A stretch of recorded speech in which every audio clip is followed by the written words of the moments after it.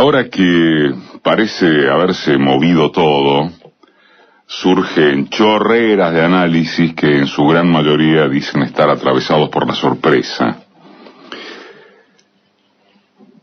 Pregunta, ¿hay tanto lugar para manifestarse descolocados frente a la resolución presidencial de esta semana? ¿No convendría hacer un repaso por lo que unos y otros sostuvimos a lo largo de este tiempo previo al cierre de listas? Porque quizás se llegue a la conclusión de que el asombro y los cuestionamientos habidos y por haber son mucho más un asunto de matices, de estilos, de interpretaciones personales, que una extrañeza política.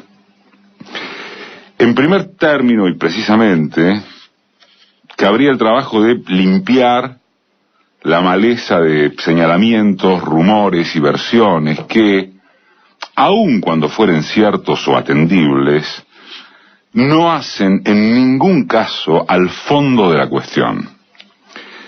Un aspecto sobresaliente fue marcar lo inverosímil de que haya sido la propuesta de Daniel Scioli y no el dedo de la presidenta, lo determinante en encaramar a Carlo Zanini.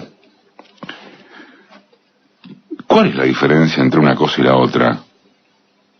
Si de todos modos, y aquí una primera constancia elemental, se sabía y sabe hasta el cansancio que es la jefa quien tiene la última palabra. ¿Qué se pretendía del candidato Scioli o de cualquiera que fuere? Que enfrentara a la prensa y sostuviese que solo le cabe consentir lo que la presidenta le impone. Que la idea le perteneció enteramente a ella. Se supone que Zanini debía hacer otro tanto y afirmar en público que el gobernador bonaerense es un convidado de piedra. Por favor. Por momentos resulta increíble que la hipocresía de algunos relatores de la oposición pretenda disfrazarse con una candidez insultante para el sentido común. Eso habla de que, si es por el campeonato de chicanas baratas y argumentaciones inconcebibles, las vírgenes institucionalistas no se quedan atrás. Van adelante. ¿Saben qué? Fue preferible la reacción de Elisa Carrió.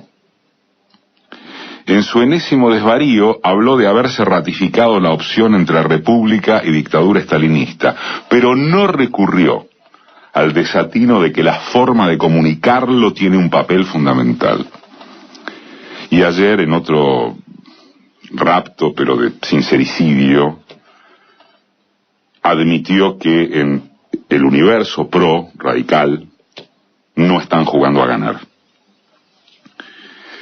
También ganó espacio una presunta pelea a grito pelado y casi algo más entre Eduardo Guado de Pedro y Florencio Randazzo el lunes, cuando el secretario general de la presidencia le habría comunicado al ministro que quedaba bajado de la lucha principal. En simultáneo sobraron las infidencias acerca de qué pasó en Olivos durante la media hora en que Cristina y Randazzo estuvieron a solas. Los datos circulantes fueron prácticamente paralelos a esos encuentros, de manera que el hombre o la mujer invisibles estuvieron allí dando cuenta de llantos presidenciales, invocaciones a Néstor para que Randazzo aceptara ir por la gobernación, y hasta el ofrecimiento detallado de una partida de dinero para el conurbano bonaerense, con la macabra intención de que el futuro gobernador se cortase como mejor le placiera, rescatando su figura, al llegar el momento de incendiar a Scioli. Otra que el Círculo Rojo, informaron y dedujeron los miembros del Círculo Rojo. Si acaso estos secreteos no fueron producto de la imaginación, resta colegir que, tratándose de cónclaves cara a cara, en soledad, solamente pudieron haber sido el propio Randazzo o fuentes incontrolables, muy allegadas a él, quienes filtraron los pormenores. Eso no hablaría muy bien, que digamos, de los códigos y la lealtad a sí mismo y al proyecto, agreguemos, glorificados por quienes de la noche a la mañana han descubierto en Randazzo a una víctima que mantuvo sus convicciones. Como la lista de trascendidos, supuestos y operativos de prensa es apenas un poco menos que interminable, se puede parar acá y preguntar qué de todo esto, de todo eso, altera la sustancia de un escenario que todos, en los ambientes políticos, periodísticos, un poquito más allá también, conocieron de memoria. A saber, 1. El kirchnerismo tenía serios problemas para ungir a un candidato o fórmula presidencial que lo representase cabalmente. 2. La alternativa de Scioli fue resistida a pesar de los gestos de fidelidad que el gobernador mostró de modo creciente. 3. Se dejó correr a varios postulantes, pero la realidad demostró que la multioferta es disgregadora. Cristina entonces pidió el baño de humildad. 4. Randazzo, junto con la venta de su capacidad de gestión ministerial, que en efecto lo es, primero gracias a los trazos y apoyo marcados por la presidenta, Randazzo fue la chance más contestataria para acercar a Scioli y eventualmente impedir un triunfo de este en las primarias por margen enorme, capaz de envalentonarlo en demasía. 5. La apuesta no dio resultado. Se reveló que Scioli ganaría con amplitud en todo el país, con excepción de los votos de la progresía porteña y una mayor paridad en la provincia de Buenos Aires. Y se anotó que el sufragio peronista quedaría partido, con el riesgo de que Macri fuese quien más sumara individualmente, junto al peligro de una interna crispada y desgastante. Los tiempos legales se terminaban y la jefa jugó fortísimo, situando de vice a su funcionario de mayor confianza, uno de los cuadros políticos más relevantes de este país. Quizá el más importante después de ella. Zanini es Cristina derecho viejo, y la oposición quedó entre absorta y paralizada por el movimiento de la dama, como si hubiera esperado una media tinta por parte de aquella a quien acusan de ser una autoritaria que jamás duda. Como si tuvieran dificultades para entender que esto es el peronismo y en consecuencia el poder. No una alegre estudiantina testimonial, comentarista que se divierte con el decentismo y las consignas extremas. 6. Es probable que Casa Rosada confiase en la aceptación del ministro para ir por la gobernación. Probable, pero nada seguro.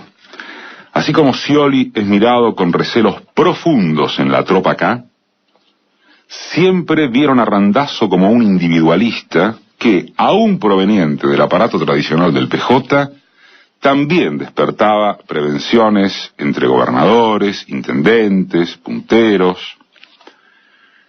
Su rechazo al ofrecimiento presidencial confirma esa visión. Si es correcto que el voto a Scioli será el que proporcione la imagen de Cristina y los logros de su gestión, porque además el gobernador no dispone de grandes estructuras en el mapa nacional, también es cierto que Randazzo descansó únicamente en su fortaleza mediática. No tejió territorio, no le interesó, no articuló sostenes por fuera de haber reposado en sentirse, o eso dijo, el preferido de la presidenta. Al cabo del repaso posiblemente incompleto pero significativo, vale insistir con el interrogante de si el fin de la película de los nombres, parcial fin, termina esta noche, tiene por qué llamar a la sorpresa. O o si fue asunto de haber perdido de vista el pragmatismo gubernamental, tan peruca, sin por eso estar obligados a sentir más decepciones progres que las previsibles.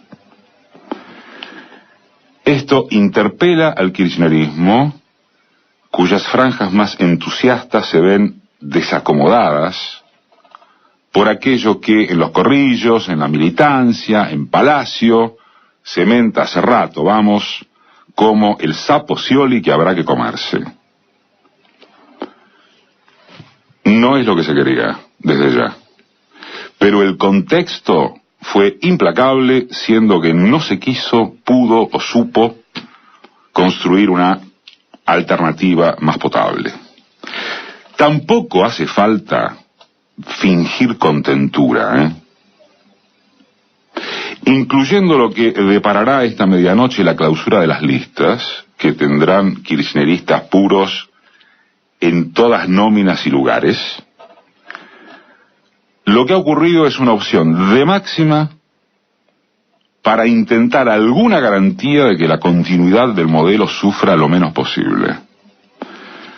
Puede llamársele entornismo, cómo no.